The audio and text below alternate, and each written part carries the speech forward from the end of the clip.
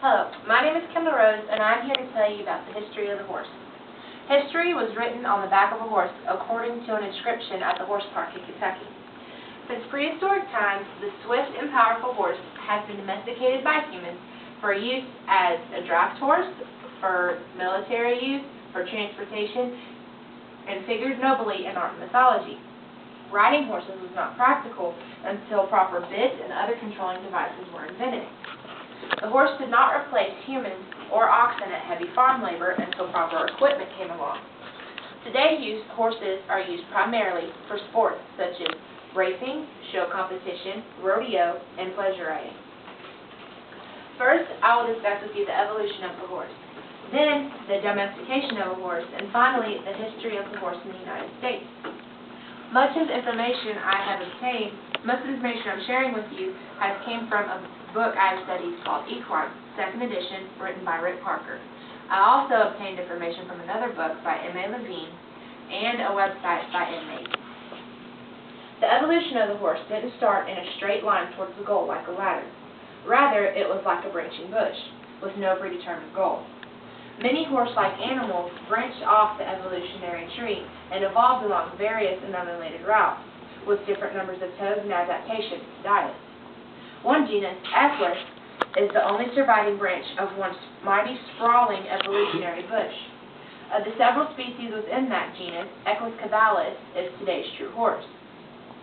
The fossil records of the earliest horse start with Eohippus, which is the earliest forerunner of our present horse, and it was about the size of a fox. Mesohippus, larger than the Eohippus, had further evolved teeth and only 3 toes. Myohippus adapted to the harsh plains and the harsh grass of the plains. It was the beginning of the grazing horse we know today. Philohippus was the first true one-toed animal. One-toed animals only prevailed because all 3-toed lines became extinct. The horse has been evolving for millions of years, but it was only until 4000 BC that the horse became a domesticated animal. Oxen and asses were already being yoked in drafts in Mesopotamia by the early 3rd millennium BC. When horses were introduced to the region in numbers during the early 2nd millennium BC, a tradition of driving was already well established. Excavations show that horses became more important in the economy of the people. First, they were kept as food and a source of milk, but later, when they became more docile animals, they began to carry goods of nomadic tribes, and their importance grew. The horse was now a worker, not just a mule. Driving came before riding in the Near East. Riding was still pursued only in a casual fashion.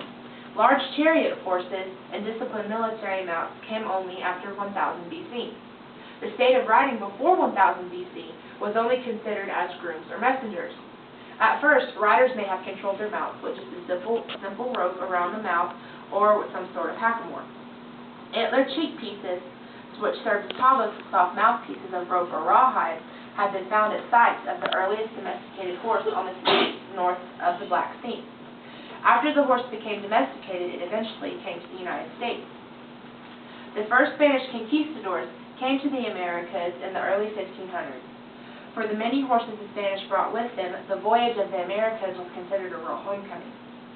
Although the horse is believed to have originated in North America, none survived prehistoric times except for those that immigrated to Asia over a large land bridge near Alaska. With colonization, towns and cities began showing signs of growing importance of the horse. By the late 1800s, the horse was a central element in urban life. It hauled goods and moved people about in carriages. The increasing prosperity of the urban population created a new huge market for horses. The horse became a central part of the urban fire protection during the 1850s. Since the total destruction of Jamestown in 1608, one of the greatest dangers faced by urban Americans was fire. With the introduction of heavier and more efficient equipment in the 1850s, the horse became an important part of the urban fire department. There are many celebrated equestrian events in the United States, such as the National Horse Show, held in Madison Square Garden every November in New York City. In the early years of the show, military teams dominated, but civilians now are the majority of the interest. Another celebrated event that happens every 4 years is the Olympic Games. This is an international event where horses and riders from all over the world can come and compete.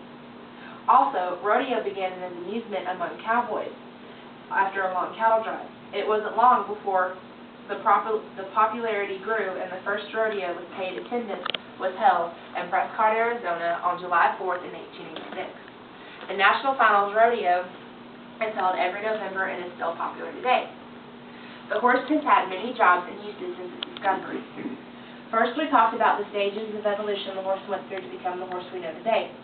Then I told you how the horse became domesticated, first being a food source and then moving on to a working horse. And finally, some of the many ways the horse is now used in the United States. I would like to leave you with a quote by Melinda Maiden. Remember, the dog may be man's best friend, but it was the horse that built civilization. Thank you for your time. Hey. That's good. Very informative. Tells a lot more than that, too. There's not representative. That was 6 minutes and 5 seconds. 6 minutes and 5 seconds. Perfect.